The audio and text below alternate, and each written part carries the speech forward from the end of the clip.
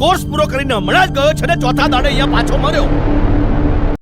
ફરી નવા વિષય સાથે એક નવી ફિલ્મ ટૂંક સમયમાં 2024માં આવી રહી છે.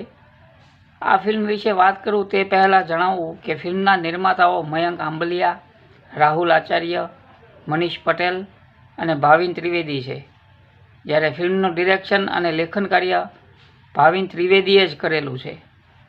તો આજે આપણે આ ફિલ્મ મુક્તિઘર વિશે વાત કરીશું. તો નમસ્કાર મિત્રો, હું છું ગજ્જર નિલેશ અને આપ જોઈ રહ્યા છો અમારી યુટ્યુબ ચેનલ રિઝી સિને. આપે હજી સુધી અમારી ચેનલ સબસ્ક્રાઈબ ના કરી હોય તો કરી દો અને બાજુમાં આપેલા બેલ આઇકનને પણ દબાવી દો, જેથી અમારા આવનારા નવા વિડીયોના નોટિફિકેશન આપને તુરંત મળે. સાથે જ અમારા ફેસબુક પેજ અને ઇન્સ્ટાગ્રામ આઈડીને લાઇક કરવાનું ભૂલતા નહીં. સીધી રીતે રહેશો તો માર નહીં પડતો. ઘરે સીધી રીતે નહોતા રહેતા એટલે જ અહીંયા લાવવામાં આવ્યા છે. આજે ગુજરાતમાં વર્ષોથી વ્યસન મુક્તિ માટે કેટલી તે સંસ્થાઓ ચાલી રહી છે. કેટલાય લોકો પર્સનલી આ કાર્યો કરી રહ્યા છે અને જે લોકો દારૂનું સેવન કરી રહ્યા છે તેમને તેમના મિત્રો સમજાવી રહ્યા છે, તેમના પરિવારના લોકો સમજાવી રહ્યા છે. જેના લીધે એક માણસ દારૂ પીતો હોય એના લીધે તેનો આખો પરિવાર બરબાદ થાય છે. તો તે જ વિષય પર આ ફિલ્મ મુક્તિ છે. ફિલ્મના કલાકારોની વાત કરીએ તો ફિલ્મમાં રાગી જાની, ચેતન દહિયા, અનિરુદ્ધ સિંહ, હેત દવે, પૂજા સોની વગેરે મુખ્ય કલાકારો તમને આ ફિલ્મમાં જોવા મળશે. તો જ્યારે એક માણસ વ્યસનના રવાડે ચડી જાય છે ત્યારે તેને કંઈ પણ યાદ રહેતું નથી. કોણ પોતાનું છે, કોણ પારકું છે તે વાત યાદ રહેતી નથી.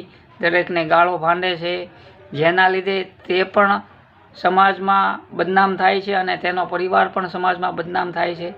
તો તેના માટે આ એક મુક્તિઘર હોય છે કે જ્યાં તેને સુધારવામાં આવે છે, ત્યાં તેમને મોકલી અને ત્યાં એક પરિવાર જેવું વાતાવરણ ઊભું કરવામાં આવે છે અને ત્યાં તેને સુધારવાનો અને સમાજમાં ફરી તે નવા રૂપ સાથે પોતાનું દરેક વ્યસન છોડીને આવી શકે અને સમાજ તેને હસતા સ્વીકારે તે રીતનું વાતાવરણ ફિલ્મમાં દેખાશે તેવું જણાઈ રહ્યું છે. તો તેમાં ફિલ્મનું નામ મુક્તિઘર છે, એટલે કોઈ પણ વ્યસનમાંથી મુક્તિ હોઈ શકે છે, ફક્ત દારૂનું સેવન નહીં. તમે ઘણીવાર અલગ કંઈક વ્યસન પણ તમને હોય, કેમ કે દારૂ પીવો એ જ એક વ્યસન આપણા જીવનમાં નથી હોતું. એની સિવાયના પણ ઘણા વ્યસનો હોય છે કે જેના લીધે આપણે પરિવારને પણ મુશ્કેલીમાં મૂકતા હોઈએ છીએ. તું દારૂડિયો પાક્યો ને એટલે આખો પરિવાર તારી પાછળ હેરાન થયો. સમાજમાં તે વ્યસની માણસના લીધે તેમના પરિવારને પણ સમાજ ધિક્કારની નજરથી જોતો હોય છે.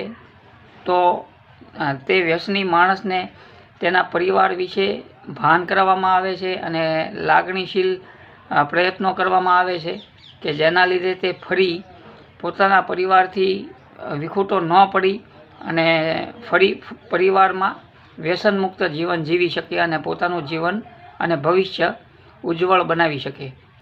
2024માં જાન્યુઆરીમાં કદાચ જાણવું રહ્યું.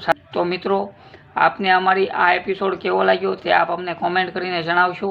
તે સાથે જ જો આપ અમારી ચેનલ પર પહેલીવાર વિડીયો જોઈ રહ્યા હો તો અત્યારે જ અમારી ચેનલને સબસ્ક્રાઈબ કરી દો અને બાજુમાં આપેલા બેલ આઇકનને પણ દબાવી દો, જેથી અમારા આવનારા નવા વિડીયોના નોટિફિકેશન આપને તુરંત મળે.